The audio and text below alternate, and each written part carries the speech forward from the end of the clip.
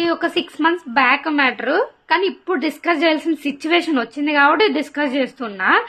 మేము కలకత్తా నుంచి వైజాగ్ కి ట్రైన్ లో ట్రావెల్ చేస్తున్నాం. ఆ ట్రావెల్ మా బెర్త్లోని మొత్తం ఒక 15 members ఒకేలా ఉన్నారు. ముస్లిమ్స్ ఒక చిన్న నుంచి పెద్ద వరకు ఉన్నారనమాట. సో టీటీ వెరిఫికేషన్ కి వచ్చారు. వెరిఫికేషన్ చేస్తున్నారు, మీది మీది మీది ఉందా రిజర్వేషన్. అది ఆ 15 members లో అందరికి రిజర్వేషన్ లేదు, కొంతమందికి రిజర్వేషన్ ఉంది. సో కొంతమందిని పక్కన పెట్టారు. ఆ ఎవరైతే రిజర్వేషన్ అయిందో వాళ్ళని ఆధార్ కార్డ్స్ వెరిఫై చేస్తున్నారు. అందులో ఒక పర్సన్ చిన్నోడాడు, వాడిది ఏంటంటే ఆధార్ కార్డ్ అనేది వెరిఫికేషన్ మ్యాచ్ అవ్వలేదు. వాడి ఏజు, వాడున్న ఫోటోకి ఏది మ్యాచ్ అవ్వలేదు. సో దట్ అప్పుడు టీటీ అడిగారు, మీరు ఎవరు, ఎక్కడి నుంచి వచ్చారు అనేసి. సో మేము సోన్సన్ బంగ్లాదేశ్ నుంచి వస్తున్నాం, పని కోసం వెళ్తున్నాం. అక్కడికి మా ఎవరైతే ఉన్నారో వాళ్ళు ఇలా అడ్జస్ట్ చేసి ఇచ్చారు అని చెప్పి కన్వే చేస్తున్నారు. టీటీ కొద్దిసేపు ఒక 10 minutes కన్విన్స్ అవ్వలేదు. సో పదండి పోలీసులు పిలిపిస్తాను అలా అని చెప్పి అన్నారు. సార్ వద్దు అని చెప్పి పర్ పర్సన్ కి సమ్ అమౌంట్ ఇస్తే టీటీ అనేది యాక్సెప్ట్ చేసేసాడు.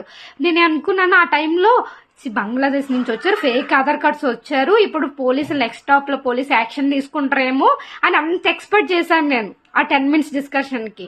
సో అంత ఎక్స్పెక్టేషన్ కాస్త చాలా చిన్నది అయిపోయింది. ఏంటి, అమౌంట్ తీసుకున్నారు, వాళ్ళు ట్రావెలింగ్ వాళ్ళు కంటిన్యూ చేసుకున్నారు, మేము వైజాగ్ లో దిగేసాం.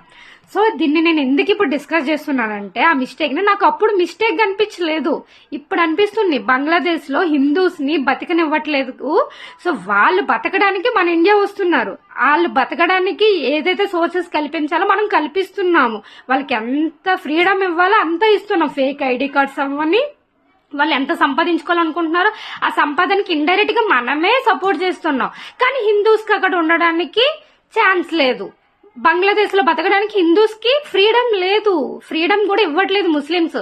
వాళ్ళ వనరులకి, వాళ్ళ పనికి.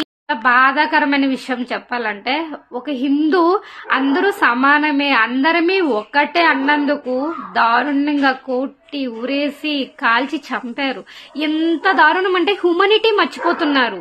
మతాల పేరుతో హ్యూమనిటీ అనేదే మర్చిపోతున్నారు. మనం మనుషులు అందరం అదే తినడానికి పుట్టాము, పని చేసుకోవడానికి, బ్రతకడానికి నేలపై